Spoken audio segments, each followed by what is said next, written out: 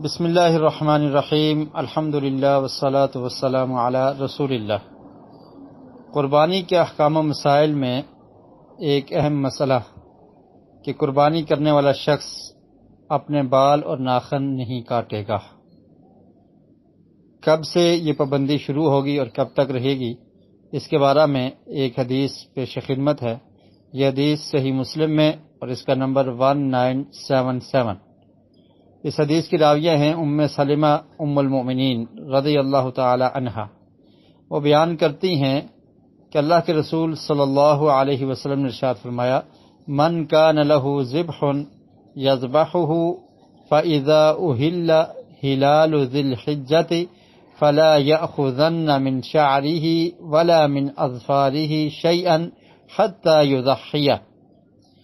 فرماتی ہیں کہ اللہ کے رسول صلی اللہ علیہ وسلم نے ارشاد فرمایا کہ جس شخص کا ذبح کرنے کا ارادہ ہو، یعنی اس کی قربانی ہو اور اسے وہ ذبح کرنا چاہتا ہے قربانی کے دن، فَإِذَا أُهِلَّ هِلَالُ ذِي الْحِجَّةِ، تو جب وہ ذی الحجہ کا چاند دیکھ لے، یعنی یکم ذی الحجہ سے جو ہی چاند نظر آئے اور یہ پتہ لگ جائے کہ ذی الحجہ کی ابتدا ہو چکی ہے، اور آپ جانتے ہیں کہ 10 ذی الحجہ کو عید قربان ہوتی ہے، تو یکم ذی الحجہ یعنی جو ہی ذی الحجہ کا چاند نظر آئے تو فرمایا کہ اس کے بعد سے لے کر فلا یأخذن من شعرہ ولا من اظفارہ شیئا، قربانی کرنے والا وہ شخص اپنے بال اور اپنے ناخن نہیں کاٹے گا۔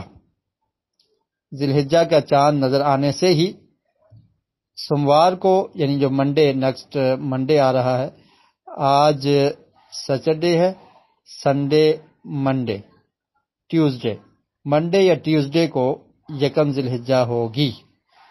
تو جو ہی چاند نظر آئے، جس علاقے میں رہنے والے شخص ہیں وہ اپنے علاقے کی رویت کا اعتبار کریں گے، تو جو ہی چاند نظر آ جائے تو اس کے بعد اپنے ناخن اور بال نہیں کاٹنے۔ اور کب تک یہ پابندی رہے گی؟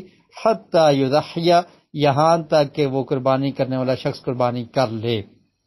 تو جس شخص کا بھی قربانی کرنے کا ارادہ ہے تو وہ ذی الحجہ کا چاند نظر آنے سے لے کر قربانی کا جانور ذبح کرنے تک اپنے ناخن اور بال اور جسم کے کوئی بال نہیں کاٹے گا۔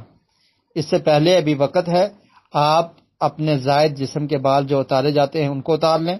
کسی نے اگر مونچھیں برابر کرنی ہیں ان کو برابر کر لے، سر کے بال کٹوانے ہیں تو وہ کٹا لے، ناخن تراشنے ہیں تو وہ بھی تراش لے۔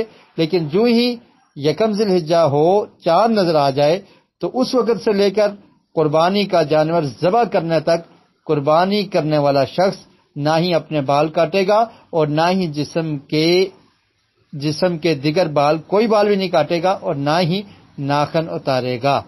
تو اس میں ناخن کاٹنا بھی ہے، بعض لوگ دانت سے ناخن کو چبا کر کاٹتے ہیں، وہ بھی منع ہے، کسی طریقے سے بھی ناخن نہیں کاٹے جائیں گے۔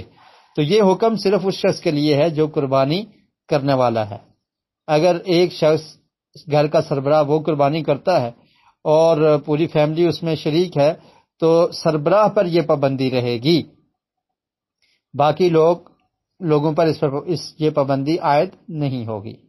اور اسی طرح اگر کسی شخص نے کسی کو وکیل بنایا ہے کہ آپ میری طرف سے قربانی کر لیں، تو جو قربانی کروانے والا ہے، جس نے پیسے دیے ہیں، پے کیا ہے، تو اس پر یہ پابندی ہوگی کہ وہ یکم ذی الحجہ سے چاند نظر آتے ہی اس وقت سے لے کر قربانی کرنے تک اپنے بال اور ناخن نہیں تراشے گا۔ اللہ رب العالمین سے دعا ہے کہ اللہ تعالی ہماری قربانیوں کو قبول فرمائے اور قربانی کے جتنے احکام اور مسائل ہیں ان کو سمجھنے کی اور ان پر عمل کی توفیق نصیب فرمائے۔